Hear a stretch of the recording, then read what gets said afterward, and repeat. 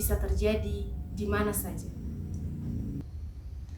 Dan siapapun bisa menjadi korbannya, bahkan di tempat yang dianggap aman. Kasus kekerasan seksual terhadap perempuan dan anak semakin marak. Pada tahun 2021, Komnas Perempuan menyatakan ada 2.945 kasus kekerasan seksual. 8 dari 10 perempuan di Indonesia pernah mengalami pelecehan seksual di ruang publik. Faktanya, siapapun bisa menjadi sasaran pelecehan. Kita tidak hanya bicara soal sentuhan, tapi juga apa yang disebut catcalling, stalking, melakukan paksaan kencan, pertanyaan yang terlalu pribadi atau sederet lainnya. Juga pelecehan melalui dunia maya lewat komentar-komentar yang tidak sepatutnya.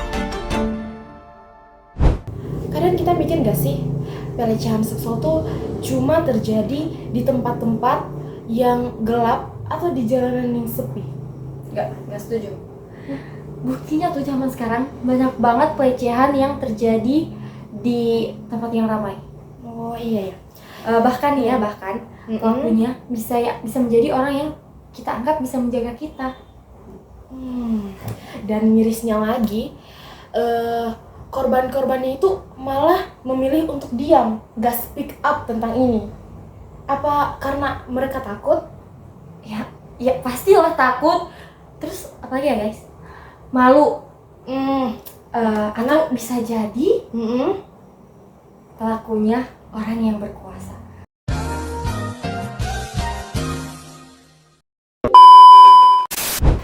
Jadi guys, for your information, pelecehan tuh nggak selamanya soal nyentuh. Biasa dari omongan. Setuju? Yes, benar banget. Terkadang dari omongan atau dari ketikan kita di sosmed itu yang kita anggapnya bercanda, tapi justru malah ke orangnya itu nggak Masa nggak nyaman ya. Kayak dari situlah itu disebut pelecehan seksual. Bisa dibilang pelecehan seksual. jadi kan hati-hati kalau misalnya lagi komen-komen di lapak orang, hati-hati ya guys. Bisa jadi pelecehan. Disaring sebaik mungkin. Dan yang satu nih, yang buat gue muak, catcalling. Guys, catcalling demi Allah. QQ cewek. Apaan banget, oh my god. Guys, itu benar-benar buat kita sebagai perempuan gak nyaman ya guys. Guys, mohon banget, please buat cowok-cowok stop ngelakuin itu. Karena walaupun kalian anggap bercanda, Kita sebagai cewek merasa gak nyaman banget. yes. Jadi intinya nih ya, pelecehan itu semua yang bernuansa seksual, Yes. yang membuat orang gak nyaman. Contoh fisik, Dari maupun verbal, dari di sosmed tadi kayak gitu. ketika dia Catcalling, catcalling Itu- juga. termasuk pelecehan guys. Hati-hati ya guys. Dan yang pentingnya itu yang nentuin nyaman atau enggaknya itu bukan dari kita, Benar. tapi dari korbannya korban. sendiri, guys. Jadi kalau kalian menganggap ini apaan sih, alay, kan cuma bercanda. Kita nggak tahu guys, kita nggak tahu perasaan orang. Kayak ya ampun, aku emang kenapa gitu sampai di catcalling. Jangan guys ya, kan kita nggak tahu perasaan itu kayak gimana. Iya, bisa jadi Iya. dia kayak Insecurean atau gimana begitu, itu bisa jadi pelecehan. Hati-hati loh guys ya, hati-hati.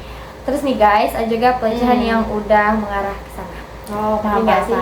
Kan juga harus ngerti dong yang udah level up gitu. Kalian ngerti dong, Kalian masa yang- harus dijelasin di sini secara Iya. detail. Yang udah pelecehan Yang gitu udah- ya. Terus ada nih muncul kata-kata pembelaan kayak kan sama-sama mau, Oh, iya. atau kan dia mau, jadi bukan pelecehan dong. Ada gitu. Menurut kamu gimana? Iya, kelihatannya sama-sama mau, tapi kita juga harus lihat apakah hubungannya mereka ini setara atau enggak, ada tekanan atau enggak, misalnya tekanan karena nilai atau jabatan. Iya, benar. Jadi yang kelihatannya setuju tuh ya karena emang nggak ada pilihan lain guys. Karena itu, karena takut misalnya ya takut jabatannya ini apa gitu, terus atau nggak lulus misalnya ya.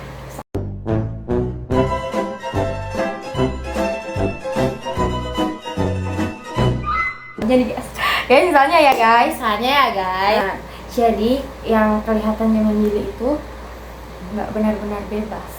Yes. Jadi penting banget buat lihat konteksnya. Bukan cuman kelihatannya, tapi terkadang yang kelihatan rela gitu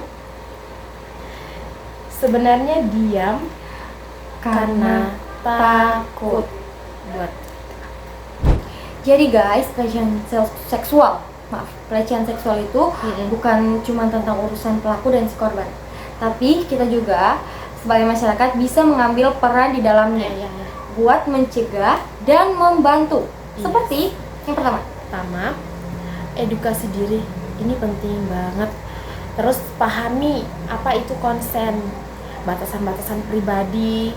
Terus mengenali bentuk-bentuk dari pelecehan, seperti yang di awal tadi kita udah jelasin. Iya, kan kita udah jelasin duluan di awal kan. Iya.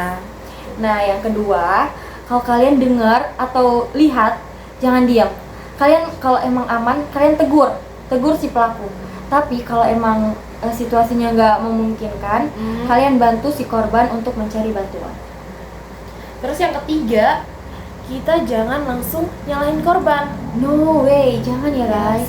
Kita harus dengerin dulu Iya. ceritanya. Iya.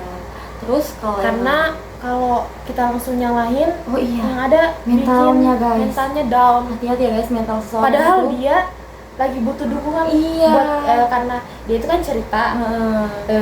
Dari ceritanya itu dia ngarapin dukungan banget Iya, dari kita. Jadi kita makanya. jangan langsung nyalahin. Makanya kita harus memberikan dukungan. Iya. Karena dukungan itu Iya, dimulai dari hal-hal kecil guys. Kayak dari cara kita bercanda, bercerita dengan orang lain, dan cara kita ngerespon cerita orang lain. yes.